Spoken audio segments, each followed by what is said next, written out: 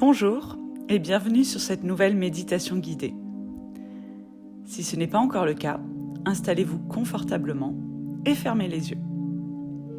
Prenez votre temps pour vous ajuster, pour trouver la position qui vous convient, celle qui va vous permettre de vous détendre complètement pendant ces quelques minutes que nous allons passer ensemble. C'est bon pour vous ? Alors commençons.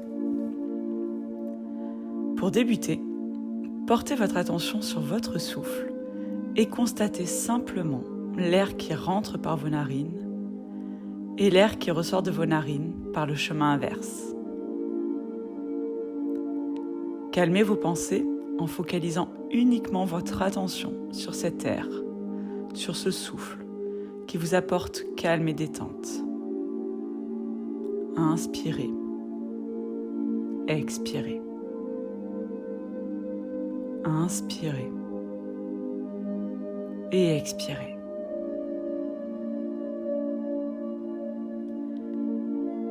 Il nous arrive parfois, que ce soit en ouvrant les journaux, en regardant les infos ou simplement en scrollant sur notre fil d'Instagram, de se sentir un peu dépassé, submergé, paralysé par toutes les nouvelles qui nous arrivent, les injustices, les catastrophes climatiques ou humanitaires. On se sent alors bien inutile et la tâche qui se présente à nous bien trop grande pour nos petites épaules. Et c'est normal.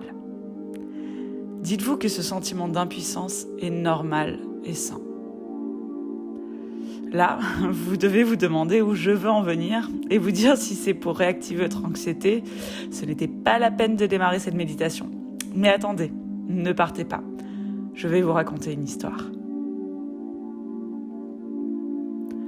Un matin d'été, quand l'air est encore frais et que la marée est basse, un homme marche le long de la plage et, dès qu'il croise une étoile de mer échouée sur le sable, il la met délicatement à l'eau et poursuit son chemin, faisant ainsi tout au long de sa promenade.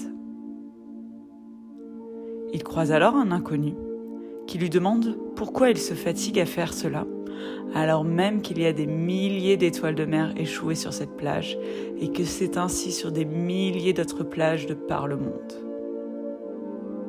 Vous ne voyez donc pas que votre geste ne fait aucune différence ? Lui demande l'inconnu. L'homme le regarde, lui sourit, ramasse une nouvelle étoile de mer et la remet à l'eau en lui répondant.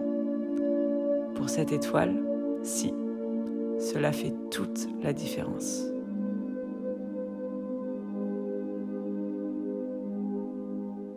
Cette histoire n'est pas de moi. Elle est de Jack Canfield, tirée d'un petit livre intitulé « Bouillon de poulet pour l'âme ». Je vous jure, c'est vrai. Et je trouve qu'elle me remet du baume au cœur dans les moments de doute. Et elle m'aide à aller de l'avant.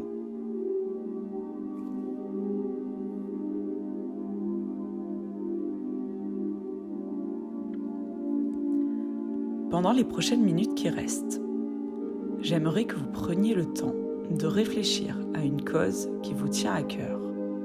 Comme cela, spontanément. La première idée étant souvent la bonne. Et aussi à une action, même toute petite, que vous pourriez mettre en place pour soutenir cette cause. Je ne vous demande pas de partir déjà dans une to-do effrénée, mais juste d'identifier une cause, une petite action, toute petite, et de mettre l'intention de la mener à bien d'ici, la fin de la journée ou de la semaine. D'où l'importance d'une toute petite action. Et si rien ne vient, juste respirez calmement, posément, et je suis sûre que vous allez trouver.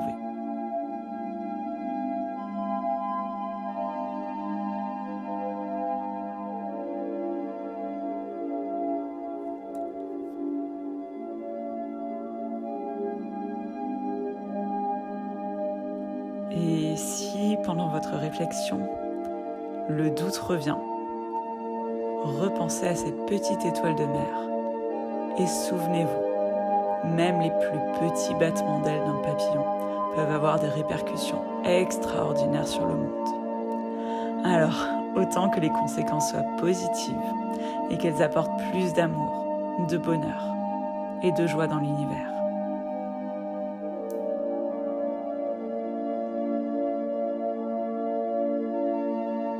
Ça y est, vous avez trouvé. Vous avez pris votre décision. Bon, maintenant que votre décision est prise, que vous avez repéré votre action, je ne vais pas vous retenir plus longtemps. Allez-y, reprenez le cours de votre vie en conservant au creux de vous cette intention. Plus nous serons nombreux à agir, et plus l'avenir sera pétillant et lumineux. Ah, et avant de vous laisser, je vous remercie d'avoir passé ce moment avec moi, ce petit temps entre nous, et d'avoir pris ce temps pour vous. Et je vous dis à très bientôt pour une prochaine méditation ou pour un cours de yoga. Ah, et puis, une dernière chose. Si cette méditation vous a plu, n'hésitez pas à la partager autour de vous, à en parler. Moi, ça me ferait plaisir. À bientôt.